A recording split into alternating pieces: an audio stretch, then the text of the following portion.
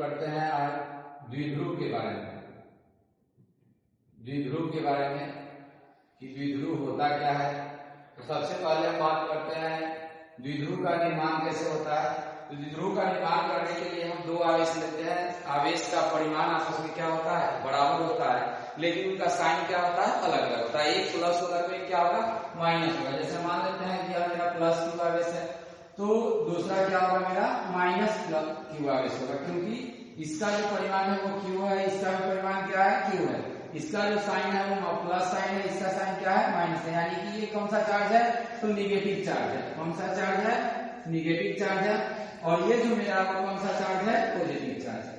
तो सबसे पहले डाइपोल के लिए हमको दो आवेश की आवश्यकता होती है। एक ऋणात्मक होना चाहिए, एक क्या होना चाहिए, धनात्मक होना चाहिए।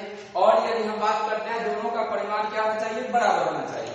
और दोनों का विद्युतीय क्षेत्र जो होता है वो ओवरलैप नहीं करना चाहिए। क्या करना चाहिए, स्पर्श करेगा लेकिन ओवरलैप नहीं करेगा, क्योंकि ओवरलैप के बाद डाइपोल का निर्माण नहीं होता है। यदि हम बात करते हैं तो सबसे पहले यह ए बिंदु पर एक मेरा प्लस क्यू आवेश है और बी बिंदु पर क्या है, मेरा माइनस क्यू आवेश है। तो यदि इसका विद्युतीय क्षेत्र यहाँ तक होगा तो इसका भी विद्युतीय क्षेत्र यहाँ तक होगा। ये दोनों एक दूसरे को स्पर्श करेगा लेकिन ओवरलैप नहीं करेगा। उस कंडीशन में कहता है समान परिमाण के विपरीत आवेश यदि एक दूसरे से बहुत ही कम दूरी पर स्थित हो और दोनों के बीच बहुत कम दूरी पर स्थित होने का मतलब कि दोनों के बीच की जो दूरी हो क्या हो, बहुत ही कम हो।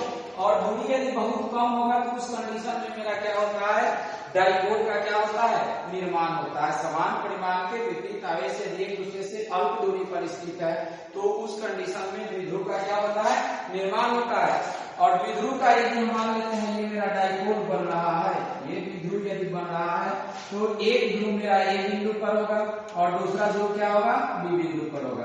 दोनों को मिलाने वाली रेखा की लंबाई जो होती है वो क्या कहलाता है, द्विध्रुव की लंबाई कहलाता है। इसको क्या कहते हैं, डाइपोल लेंथ, डाइपोल लेंथ कहते हैं। दोनों का जो मिड पॉइंट होगा जहां पर दोनों का विद्युतीय क्षेत्र स्पर्श करेगा, ओवरलैप नहीं करेगा, उसको कहते हैं हम द्विध्रुव का केंद्र।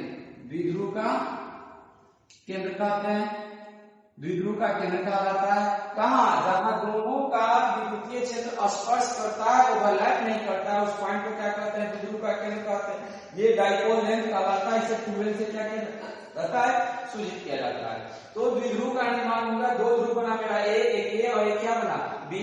यदि हम बात करते हैं इसकी क्षमता की बात करते हैं, द्विध्रुव की क्षमता को द्विध्रुव क्या कहा जाता है, आघूर्ण कहा जाता है। द्विध्रुव आघूर्ण की बात करते हैं। द्विध्रुव आघूर्ण कहलाता क्या है, तो सबसे आसान वर्ड में इसका परिभाषा है, द्विध्रुव की जो क्षमता होती है वो क्या कहलाता है, द्विध्रुव आघूर्ण कहलाता है। या इसको हम इस तरह कह सकते हैं, यदि समान परिमाण के विपरीत आवेश एक दूसरे से अल्प दूरी 12 दूरी पर स्थित हो तो आवेश का परिमाण और द्विध्रुव की लंबाई का गुणनफल, आवेश का परिमाण और द्विध्रुव की लंबाई का गुणनफल क्या कहलाता है, द्विध्रुव आघूर्ण कहलाता है। इसे P से सूचित किया है, P बराबर Q गुना 12, P बराबर Q गुना 12।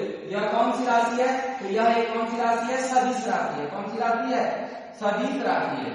यह एक सदिश राशि है और सदिश राशि है तो इसका जो आप बात करते हैं ऐसा मात्रक क्या होता है, तो इसका ऐसा मात्रक जो होता है वो आपका होता है कूलम मीटर। कौन सा मीटर, कूलम मीटर।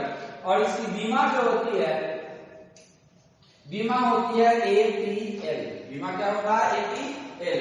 और यदि हम इसके बारे में और थोड़ा चलते हैं कि आगे द्विध्रुव सदिश राशि है, ऐसा मात्रक कूलम मीटर, बीमा APL होता है। इसकी दिशा क्या होती है, तो इसकी दिशा जो होती है वो क्या होता है, धन आवेश से, धन आवेश से कहां आवेश तक, ऋण आवेश की तरफ। द्विध्रुव जो आघूर्ण की दिशा होती है धन आवेश से ऋण आवेश की तरफ। यदि हम डाइपोल की बात करते हैं, डाइपोल में इतना ही करना है। सबसे पहला द्विध्रुव किसे कहते हैं, तो पहला कंडीशन कहता है यदि समान परिमाण के विपरीत आवेश एक दूसरे से 12 दूरी पर स्थित हो तो द्विध्रुव का क्या होता है, निर्माण होता है। दोनों आवेशों के बीच की लंबाई को द्विध्रुव की लंबाई कहते हैं, इसे 12 से सूचित किया जाता है। और दोनों आवेशों का विद्युतीय क्षेत्र जिस बिंदु पर क्या करता है, स्पर्श करता है, द्विध्रुव का क्या कहलाता है, केंद्र कहलाता है। क्योंकि ये धन आवेश है तो इसका विद्युतीय क्षेत्र क्या होगा, बाहर की तरफ होगा, और ये ऋण आवेश है तो इसका विद्युतीय क्षेत्र क्या होगा, अंदर की तरफ होगा। तो जिस बिंदु पर ये दोनों स्पर्श करेगा वो क्या कहलाएगा, केंद्र कहलाएगा, इसलिए इसकी दिशा क्या होती है, धन आवेश से ऋण आवेश की तरफ होती है। बिंदु आघूर्ण की बात है तो P बराबर Q गुना वेग।